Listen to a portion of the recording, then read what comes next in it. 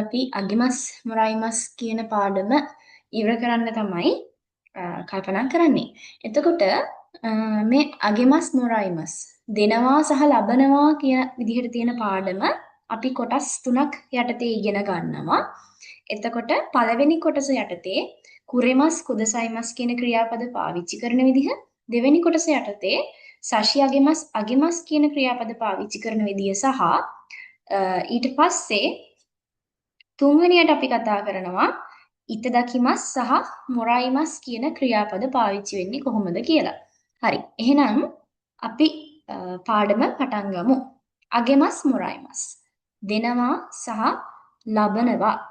ඉතින් පළවෙනි කොටසට ගියාම මේ පළවෙනි කොටසේ මේ කුරෙමස් කුදසයිමස් එක කතා කරන ඒවා වතෂි එහෙමත් නැත්නම් වතෂිනෝ කසකුනි කුරෙමස් කුදසයිමස් මේ ග්‍රාමරය යටතේ කතා කරන්නේ තමන්ට හෝ තමන්ගේ පවුලේ කෙනෙකුට දෙයක් දුන්නා කියලා කියනකොට දෙනවා කියලා කියනකොට කොයි විදිහටද පාවිච්චි වෙන්නේ කියලා. තමන්ට හෝ මෙවන වතෂි එහෙමත් නැත්නම් වතෂිනෝ කසකු කියලා තියෙන ඒවට මෙන්න මේ පිරිසට යමක් දුන්නා දෙනවා කියන අදහසින් වාක්‍යයක් ප්‍රකාශ කරනකොට කොයි විදිහටද පාවිච්චි වෙන්නේ කියන එක ගැන කතා කරන්නයි යන්නේ. හරි. බලන්න අපේ ස්ට්‍රක්චර් එක තියෙනවා ඒවා ඒවා කියලා මේ විදිහට වතෂිනෝ කසකු කියලා දීලා නී කුරෙමස් කුදසයිමස් කියලා.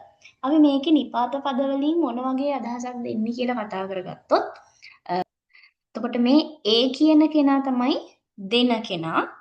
ඊට පස්සේ මේ දෙන කෙනා ඊට මේ මම සහ මගේ පවුලේ අය කියලා කියන්නේ ලබන කෙනා. මම එහෙමත් නැත්නම් මගේ පවුලේ කෙනෙක්. කියන්නේ ලබන කෙනා. ඒ කියන්නේ දෙන කෙනා. ඊපස්සේ මේ ඒ තමයි ක්‍රියාව සිද්ධ කරන්නේ. ඒ නිසා යාට පස්සේ වානිපාතය දාලා තියෙනවා. ඊපස්සේ මම එහෙම නැත්නම් මගේ පවුලේ කෙනෙක් ඉන්නවා. එන්න ඒ කෙනාට තමයි දෙන්නේ.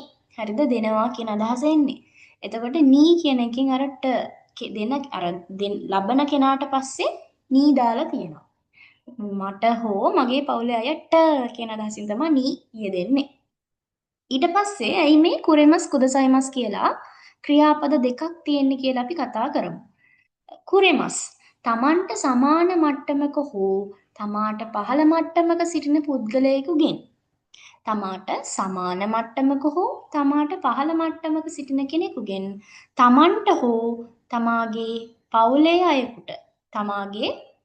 පවුලේ අයෙකුට යමක් දෙනවා යන අදහසේදී කුරෙමස් යන භාවිතා කෙරේ. මේ කුරෙමස් කියන එක පාවිච්චි වෙනවා. ඒ කියන්නේ මෙන්න මේ දෙන කෙනා අපිට සමාන මට්ටමේ හෝ පහළ මට්ටමේ කෙනෙක් නම් අපි කුරෙමස් කියන ක්‍රියාපදය පාවිච්චි කරනවා. හරි. අපි උදාහරණයක් බලමු.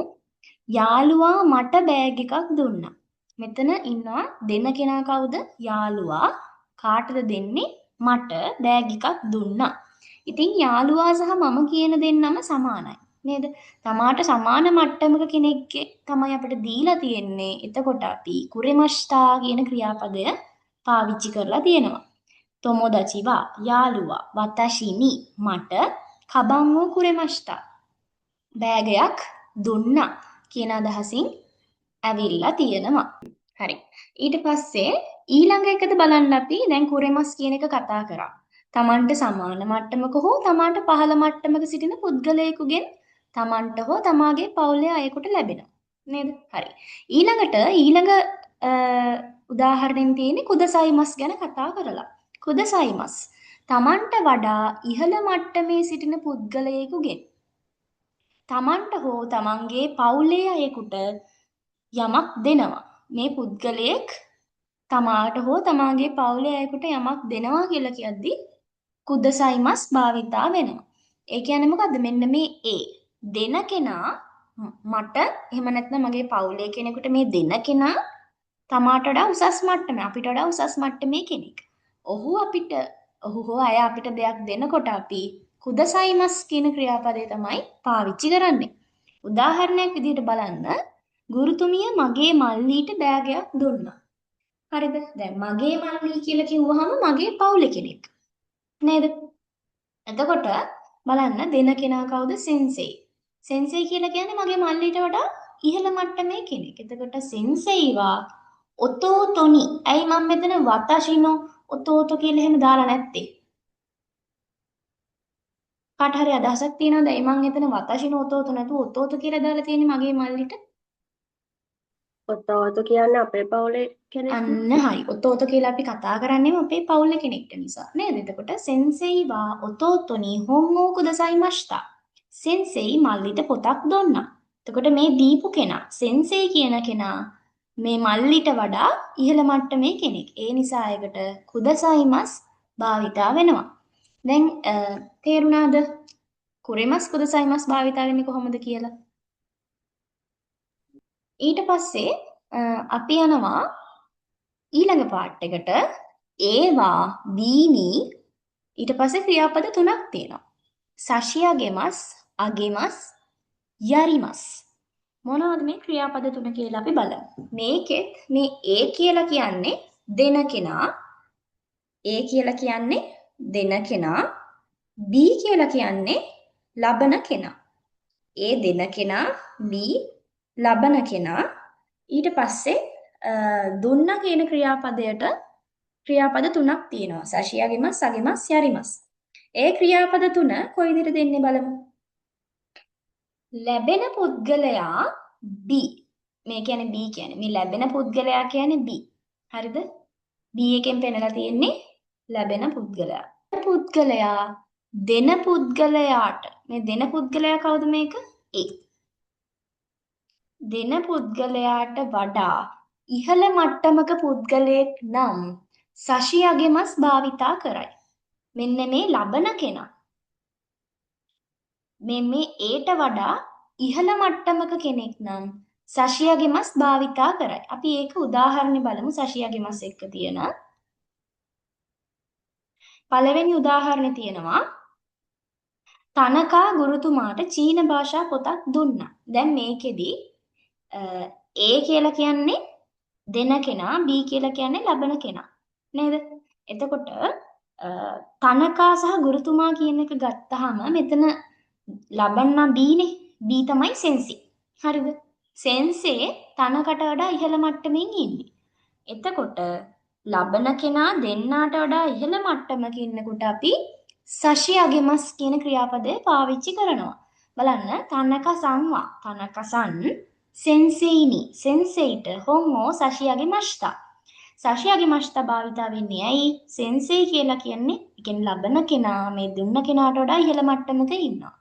මෙතෙන්ට කුරිමස් කුද සයිමස් අදාළ වෙන්නේ නැහැ. හේතුව මම හෝ මගේ පවුලේ කෙනෙක් නෙවෙයි ලබන්න ඉන්නේ. අගෙමස් දෙන පුද්ගලයා සහ ලැබෙන පුද්ගලයා එක සමාන මට්ටමක සිටින විට අගෙමස් භාවිතා කරයි. මේ බීත් එක්ක ඒ සමාන වුණහම මේ ලබන්නයි දෙන්නයි සමාන නම් අගෙමස්. ඊළඟ උදාහරණය බලමු.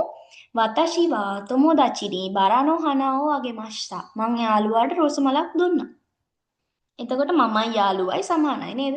ලබන්නේ යාළුවා, එයා මට සමානයි. ඉතින් අගෙමස්තා පාවිච්චි වෙනවා. හරි. ඊළඟට ඊළඟ එක තියෙනවා යරිමස්. ලැබෙන පුද්ගලයා දෙන පුද්ගලයාට වඩා පහළ මට්ටමක සිටිනම් යරිමස් භාවිත කරයි. හරිද? ලැබෙන කෙනා දෙන පුද්ගලයාට වඩා පහළ මට්ටමක සිටිනම් යරිමස් භාවිතා කරයි කියලා තියෙනවා. හැබැයි බලන්න නමුත් යරිමස් යන ක්‍රියාපදය ඊතරම් ගෞරවාන්විත පදයක් නොවන නිසා පුද්ගලයින්ට යමක් ලබා දීම පිළිබඳව කතා කරන විට මෙය භාවිත නොකරන්න. කෙසේ වෙතත් සතුන්ට යමක් ලබා දීමේදී මෙය භාවිතා කළ හැකියි. කියන්නේ මිනිස්සුන්ව පාවිච්චි කරලා පහළ මට්ටම පෙන්වන්න පාවිච්චි කරන්නේ නැහැ. ඒක සතුන්ට ගස් වලට වගේ පාවිච්චි කරනවා. බලන්න උදාහරණ මල් වලට වතුර දැම්මා. හනනි නිසුවෝ යරිමෂ්තා. දැන් මෙතන වත්තශිවා කියලා කරපු කෙනා නැහැ. හැබැයි මල් වලට වතුර දැම්මා කියලා කියනකොට මල් වලට කියදි හනනි නිසුවෝ යරිමෂ්තා. මල් කියලා කියන්නේ පහළ මට්ටමේ දෙයක්. ඊපස්සේ සතා නේ පූසා කියලා කියන්නේ පහළ මට්ටමේ දෙයක්. නෙකොනි එසාෝ යරිමෂ්තා. හරිද? ඊළඟට එතනදී බලන්නකෝ මං කිව්වනේ අපි මිනිස්සුන්ට කියන්නේ අපිට වඩා පහළ මට්ටමේ මිනිස්සෙක්ට දෙයක් දෙනකොට යරිමස් භාවිතා කරන්නේ නැහැ කියලා. එහෙනම් ඒ වෙනුවට අපි පාවිච්චි කරන්නේ අගෙමස්. හරිද? දැන් සභාපතිතුමා සමාගම් සේවකයාට වාහනයක් දුන්නා කියලා කියනවා. නේද? එතකොට බලන්න ශචෝවා කයිෂයින්නි කුරුමාවෝ අගෙමස්තා. එතකොට සභාපතිතුමා කියන කෙනා සමාගම් සේවකයා. මේ සමාගම් සේවකයා කියන්නේ ලබන්නා. ලබන්නාගේ මට්ටම පහළයි. හැබැයි ඒකට අපි යරිමස් පාවිච්චි කරන්නේ නැහැ. අගෙමස් කියන එකමයි පාවිච්චි කරලා තියෙන්නේ.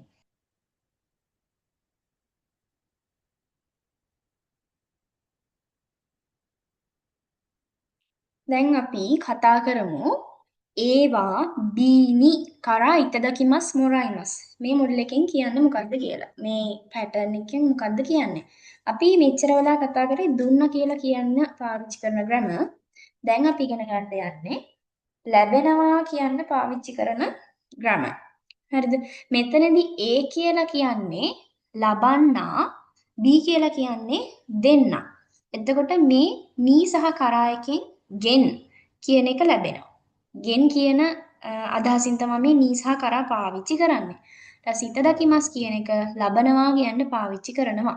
මේ ඉතදකිමස් මොරයිමස් ඒ දෙක මට්ටම් දෙක දීලා තියෙන ඉතදකිමස් කියන්නේ හයි ලෙවල් කෙනෙක්ගෙන් ලැබෙනකොට මොරයිමස් කියලා කියන්නේ පහළ මට්ටමේ කෙනෙක්ගෙන් ලැබෙනකොට. ඔය මේ නෝට් එක හදද්දි ඒ ලෙවල්ස් වලට දාලා තියෙන්නේ ගැලපෙන විදිහට.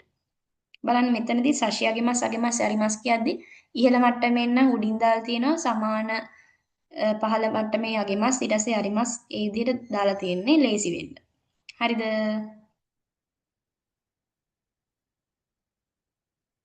හරි. ඊට පස්සේ ඔන්න මේකෙදි අපි ලබනවා කියන අදහසින් කරන්න යන්නේ. එතකොට ඒට බීගෙන් ලැබුණා ලැබෙනවා කියන අදහසින් එන්නේ. මොරයිමස් කියන ක්‍රියාපදය අපි බලමු. සමාන මට්ටමේ පුද්ගලයෙකුගෙන් හෝ පහළ මට්ටමේ පුද්ගලයෙකුගෙන් ලැබෙනවා යයි පැවසීම සඳහා මොරයිමස් භාවිතා කෙරේ. හරිද? එතකොට මෙන්න මේ B කියන්නේ දෙන එක්කෙනානේ. මෙයාගෙන් මෙයා සමානයි නම් හෝ පහළ මට්ටමින් ඉන්නවා නම් අපි මොරයිමස් පාවිච්චි කරනවා. උදාහරණයක් විදිහට අපි බලමු මට යාළුවාගෙන් ඔරලෝසුවක් ලැබුණා. මට කියදි වතශිවා. යාළුවාගෙන් කියලා කියද්දි නී හෝ කරා කියන නිපාත පද දෙකම පාවිච්චි වෙනවා. තොමොදචි නි තොමොදචිගෙන් යාළුවාගෙන් තොමොදචි කරා යාළුවාගෙන් තොකෙයෝ මොරයිමස්තා. මෙතනදී මේ දුන්න කෙනා යාළුවා මට මගේ මට්ටමට සමානයි. එතකොට මට යාළුවාගෙන් ඔරලෝසුවක් ලැබුණා කියලා කියනකොට වතශිවා තොමොදචි ni තොකෙයෝ මොරයිමස්තා කියලා ආන්සර් එක ගන්න පුළුවන්. ඊට පස්සේ අපි ඉතදකිමස් කියන ක්‍රියාපදයට ගියාම ඉහළ මට්ටමේ පුද්ගලයෙකුගෙන් ලැබෙනවා යයි පැවසීමේදී ඉතදකිමස් භාවිත වේ. ඉහළ මට්ටමේ පුද්ගලයෙකුගෙන් ලැබෙනවා යයි පැවසීමේදී ඉතදකිමස් භාවිත වේ. මට යාළුවාගෙන් ඔරලෝසුවක් ලැබුණා කියද්දී අපි මොරයිමස්නේ තිබුණේ. දැන් බලමු ඉතදකිමස් කොයි විදිහටද පාවිච්චි වෙන්නේ කියලා.